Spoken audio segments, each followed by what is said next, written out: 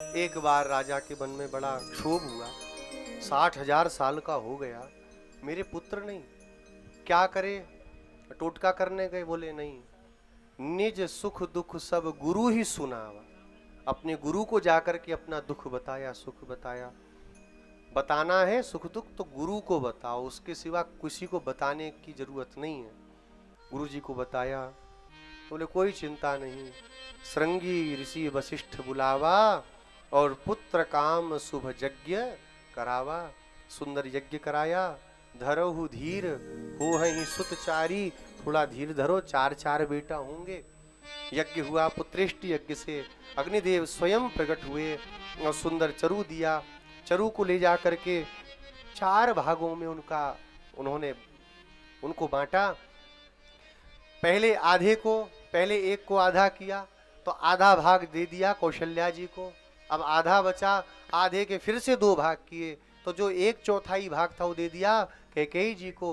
फिर आधा जो था 1/4 उसको फिर 2 भागों में किया और वो दोनों भाग दे दिए सुमित्रा जी को। क्यों दिए?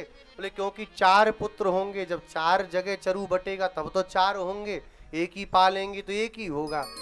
4 पुत्र गर्भ में आए और सुंदर मुहूर्त में शीतल मंद सुगंधित हवा बहने लगी और दशरथ जी के यहाँ पर भगवान 4 रूपों में प्रकट हुए। देवता लोग भगवान की स्तुति करने लगे। जो देवता होंगे वो अभी भी कर लेंगे स्तुति। बाकी के देवता बनने की लाइन में काय को गलत बोलो, हैं? गुस्सा होकर के भगेंगे, अगली बार आएंगे और नहीं कथा में। अभी जो गाएंगे वो देवता हैं और जो गाने की कोशिश करेंगे वो देवता बनने की कोशिश कर रहे हैं, और जो कोशिश भी नहीं करेंगे मनुष्य तो है ही। खैर हाँ, दैत्य वैत्य तो कथा में नहीं आते हैं। देवता लोग भगवान की स्तुति करने लगे। 4 पुत्रों को पाकर के महाराज दशरथ जी बड़े प्रसन्न। 4 के नामकरण की बेला आई और श्री वशिष्ठ जी महाराज ने आकर के 4 का नामकरण किया।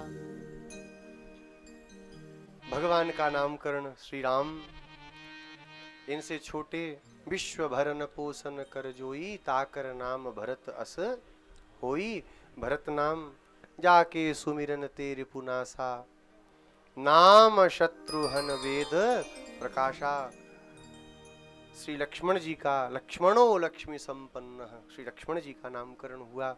4 भाई साथ में खेलने पढ़ने लगे। अपने गुरु जी के यहाँ पढ़ने की वेला आई और पिता की आज्ञा से 4 भाई अपने गुरु वशिष्ठ जी के यहाँ जाकर के विद्या का अध्ययन करने लगे। अल्पकाल में ही संपूर्ण विद्याओं को प्राप्त करके वापस लौट करके आए। विश्वामित्र जी को पता चला अब तो हमारी यज्ञ की रक्षा के लिए राम लक्ष्मण को लाना है। जा करके श्री दशरथ जी से प्रार्थना की। दशरथ जी हाथ जोड़ करके बोले, महाराज मांगने तो आए पर आपने मांगने से पहले विचार नहीं किया। 60,000 साल में ये 4 बच्चे मुझे बड़ी कृपा से मिले और ऐसे फूल से कोमल बच्चों को राक्षसों का संहार कराने के लिए मांगते, आपको मुझ पर दया नहीं आई?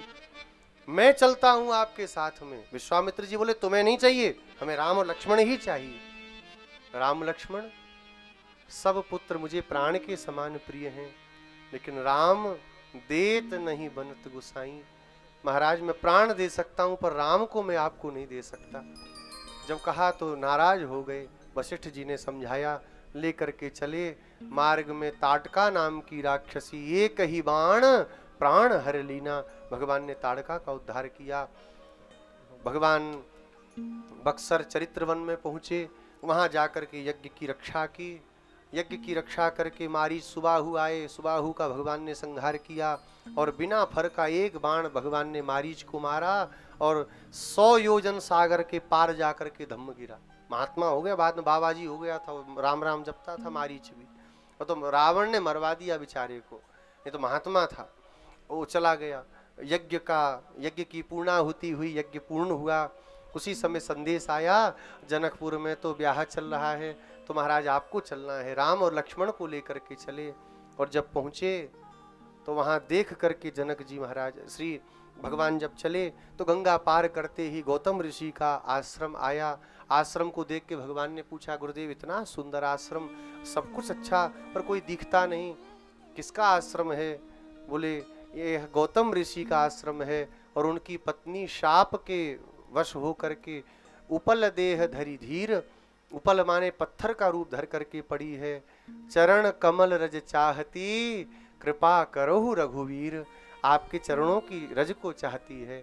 जैसे ही भगवान के चरण कमल की धूल पड़ी, उसी समय श्री अहिल्या जी का शापोद्धार हुआ। प्रकट होकर के भगवान की स्तुति करने लगी। मैं नारी अपावन, प्रभु जग पावन। महाराज मैं तो बड़ी अपावन, आप जग को पवित्र करने वाले, यहाँ तक चल के आए, आपके चरण की धूल मिली। मुनि शाप जो दीन्हा, अति भल कीन्हा, परम अनुग्रह में माना। आज गौतम जी का जो शाप है वो वरदान से कम नहीं लग रहा। आपके चरण मिल गए, नहीं तो मेरे को कहाँ ये सौभाग्य होता। प्रणाम करके अपने पति के धाम को गईं। ते ही भांति सिधारी गौतम नारी, प्रणाम करके भगवान को चली। भगवान चले और जैसे ही जनकपुर में भगवान पहुंचे, भगवान की शोभा को देख करके जनकपुर वाले सब भौचक्के रह गए। इतने सुंदर। कहु सखियस को तनुधारी, जो न मोहयह रूप निहारी। अरे सखी, ये कौन है जिनके रूप को देख करके कौन मोहित नहीं हो जाएगा। ए दो दशरथ के ढोटा, ये दोनों दशरथ जी के लाला हैं। ये बड़े वाले राम हैं और थोड़े चंचल से दिख रहे हैं ना, ऊधमी से वो लक्ष्मण जी हैं, छोटे हैं इनके। अच्छा, जब श्री जनक महाराज ने देखा तो नेत्र सफल। पूछने लगे, महाराज ये ब्राह्मण हैं अथवा किसी राजा के कुल के पालक हैं? बताया तो प्रसन्न हो गए। हा, दशरथ जी के पुत्र हैं, सौभाग्य। भगवान प्रातः काल पुष्प वाटिका में गए और वहां जाकर के भगवान पुष्प चयन करने लगे पूजा के लिए। और उसी समय वहां पर श्री जानकी, जनक नंदिनी जानकी जी भी आ गईं। और इधर से फूलों के बीच से, झाड़ियों के बीच से राम जी ने सीता जी को देखा और झाड़ों के बीच से ही सीता जी ने भगवान श्री रामचंद्र के मुखारबिंद को देखा। गुरुदेव के पास जा करके बोले। गुरु जी ने जब देखा भगवान की भाव को तो कहा, सुफल मनोरथ हो ही तुम्हारे, तुम्हारा मनोरथ पूर्ण हो। और उधर सीता जी गईं, कहाँ? श्री गिरिजा जी का पूजन करने, और हाथ जोड़ करके कहा बस यही चाहिए और कुछ नहीं चाहिए। सुन करके प्रसन्न हो गई गिरिजा देवी और कहा, सुन सिय सत्य असीस हमारी, पूज ही मनोकामना तुम्हारी, यही तुमको पति के रूप में मिलेंगे। धनुष युद्ध प्रारंभ हुआ। बड़े बड़े राजा आए और तमक तमक करके उठने लगे, लेकिन शिव धनुष को कोई उठाना तो दूर, हिला नहीं पाए। भूप सहस 10 एक ही 12, 10,000 राजा खड़े होकर के दौड़े और धनुष हिला नहीं। दुखी होकर के जनकराज जी ने कहा, आप सब अपने अपने घर को जाओ, लिखा न विधि वैदेही विवाहु, मेरी बेटी ऐसे ही जीवन भर मेरे घर में रहेगी।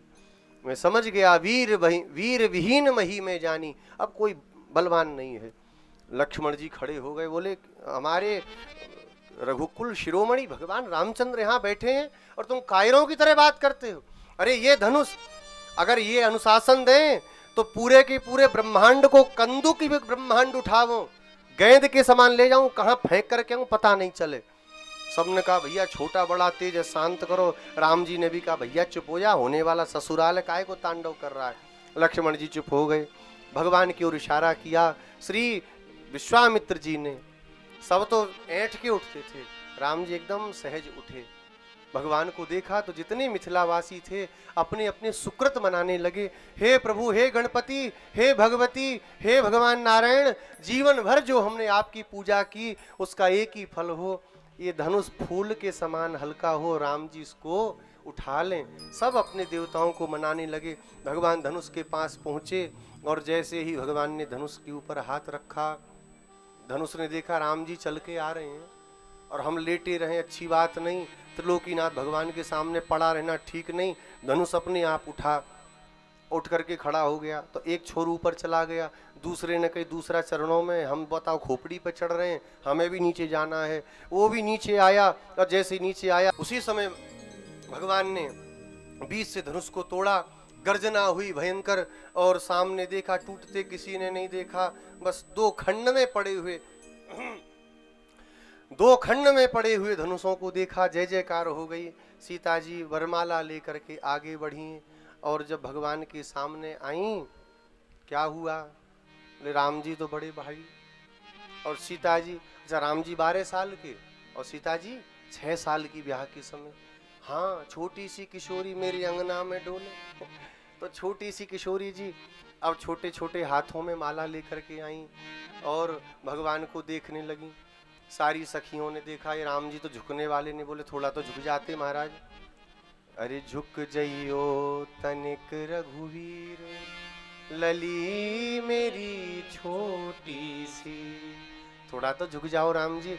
भगवान बोले रघुवंशी हैं, हम अपनी होने वाली के सामने अभी झुकेंगे? जिंदगी भर झुका के रखेगी, हम नहीं झुकने वाले। लक्ष्मण जी बोले हम बताते हैं कैसे झुकेंगे। लक्ष्मण जी दौड़े और भगवान के चरणों में साष्टांग कर दिया।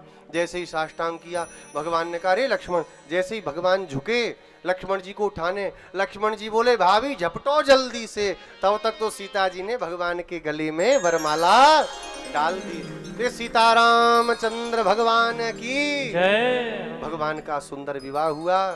सखियां मंगल गीत गाने लगी। चारों दुल्हा में बड़का कमाल सखिया, आज मिथिला नगरिया निहाल सखिया, चारों दुल्हा में बड़का कमाल। भगवान का विवाह हुआ। चारों भाई विवाह करके वापस लौट करके अयोध्या आए और अयोध्या में ही बैठे रहे, वहीं से सब हो गया। आगे काय को भेज रहे? 2 अध्याय में तो रामचरित कहा, और अभी तो एक्सप्रेस दौड़ानी है, तो राम जी यहीं रह गए और आज भी अयोध्या में दर्शन दे रहे हैं। जो श्रद्धा से जाए, जो प्रेम से भगवान के चरणों का दर्शन करना चाहे, आज भी श्री रघुनाथ जी वहां दर्शन देते हैं।